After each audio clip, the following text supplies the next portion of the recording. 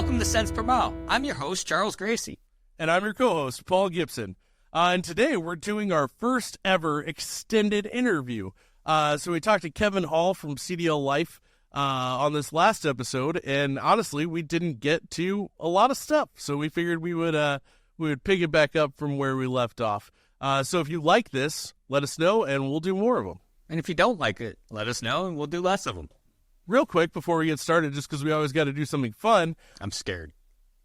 I'm going to give you my take on reputation. So I would ask, are you ready for it? Well, here it goes. So reputation ultimately becomes the end game. And when you have a bad reputation, you wonder if it's you, if it's the audience. And at that point, you wonder if I did something bad, like if it's a situation where you're like, don't blame me. But it's a very delicate subject.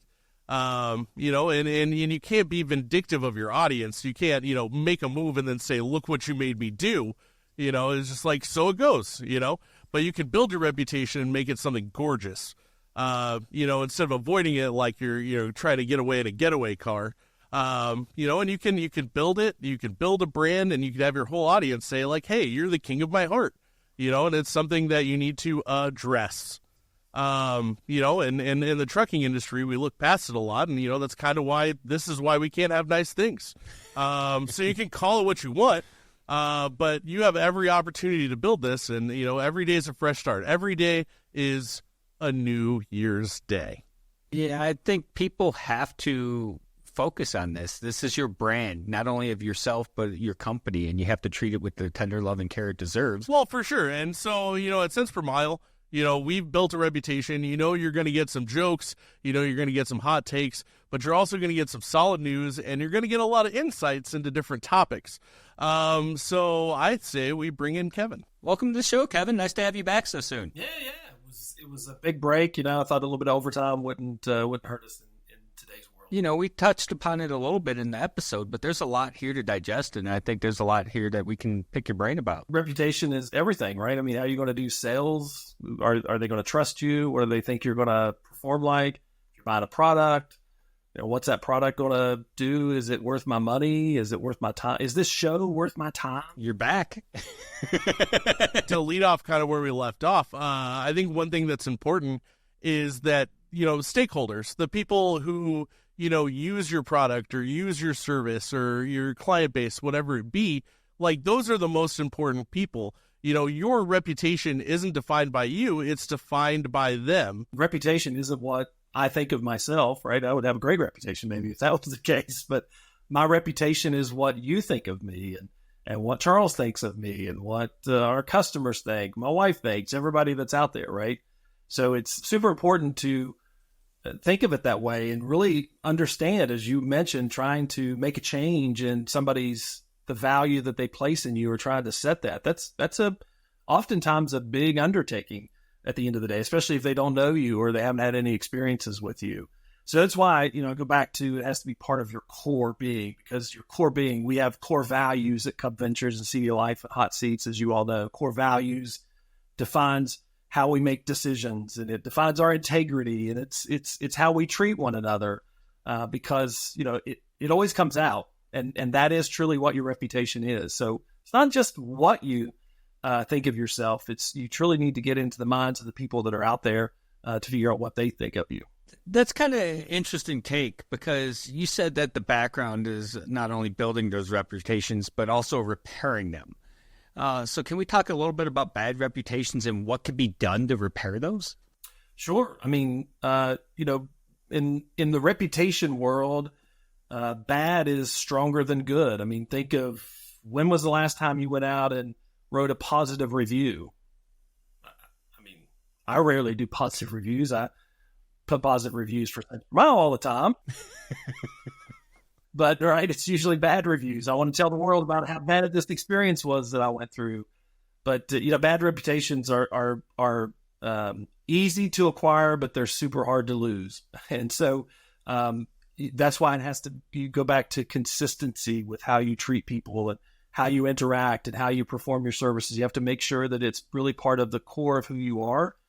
And you all know this, in today's world, you do 10 things good and one thing bad, and it can significantly impact your reputation within seconds with how fast information spreads. But, once you have a bad reputation, and we interact with lots of companies that have unfortunately gone through bad things and have a bad reputation at the end of the day, the first thing, again, from the experience in previous life working with big brands, big issues, is that even though you're going through a crisis, and we went through situations that were literally, the company was at fault. We used to counsel CEOs of these companies and say, don't worry about it. When you go into it, you actually have an opportunity to come out ahead from a reputation score. And we told them, imagine this, we told them to tell the truth. That's a crazy concept in trucking. What? Authenticity? Yeah. To be transparent, to care, right? To come across, to be human, right? At the end of the day.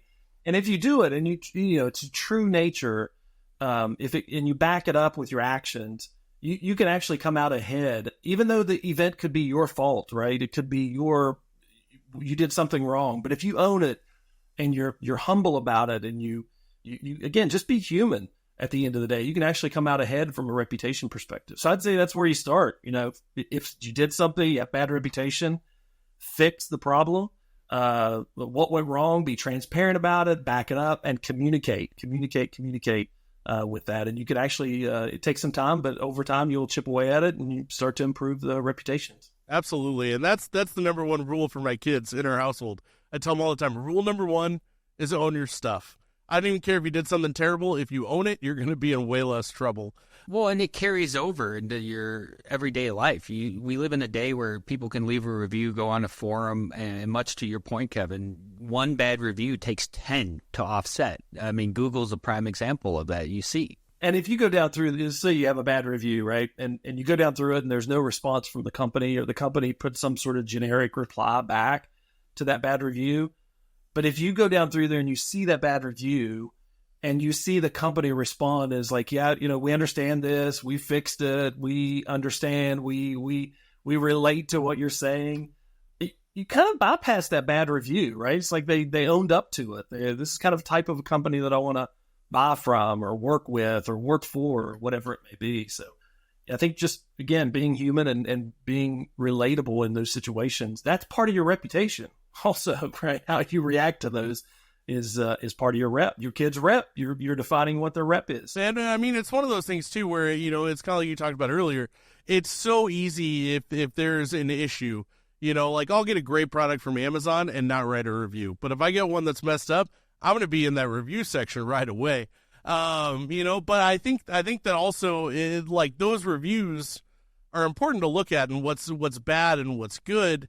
And that data is important in helping you to formulate a plan. Kind of like our whole thing that we do on the show is Behind the Wheel, that segment where we'll poll the driver audience, find out how they feel about a subject, and then use that data to essentially control what we relate to companies based on for that issue, based on that data. And one thing that I saw coming down the pipeline is CDLLife's almost kind of developed a personal version of that, where a company can actually go and poll drivers to see whether they even know who they are, and if they do, what they think about them and what the overall perception is. So can you kind of talk about that a little bit? Yeah, sure. I mean, you talk about a carrier, they're trying to convince people out there to come work for them. And so they may not know who they are. They may know who they are. They may have some sort of reputation in their mind, some equity value about what is the predictability of me going to work for them and what's going to be like, right? So the first place to start really as a carrier is to understand what that audience thinks of you. Obviously, understanding what your drivers think of you is certainly important for reputation. But we're recruiting. We're trying to get these people out there. So that's exactly why we launched what we call Reputation Watch as part of our CDL Connect platform. And it's a great way for a carrier who's trying to hire drivers, brands who are trying to sell to drivers, to tap into the largest and most engaged audience in the country, which is CDLLife. And so Reputation Watch asks basically two questions. Do you know of this company, and what do you think of them? And so it's a great way to start. We encourage companies to get started right away, to do a baseline, right? So you can understand what that audience thinks of you. And then based upon the results, maybe you do some campaigns to help communicate your brand and your philosophies and your core values and the things that really matter to people. And then the great thing about Reputation Watch is you can do it over time, right? To understand, is my reputation improving within the driver community? Are the messages that I'm conveying, are they relatable to the people? Is it making impact?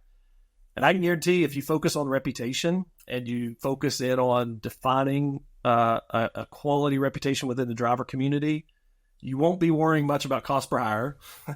You won't be worrying about lead to hire ratios, and you will get higher quality drivers. There's absolutely no question about that. So that's some great information. And we've seen time and time again where you have these companies where someone started out as a driver and now they're an executive in the company and they're helping steer that ship in a direction that they perceive to be where it needs to go.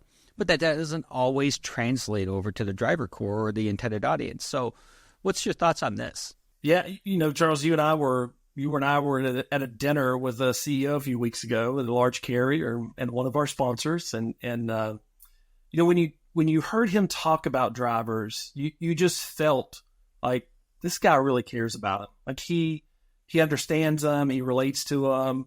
He talked about how going out into the yard and was chatting with the drivers and things like that.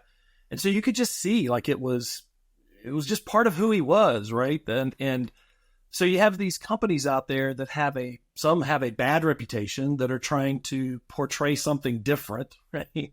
And then you have these companies like this one that their core is just amazing. Their philosophy is just spot on.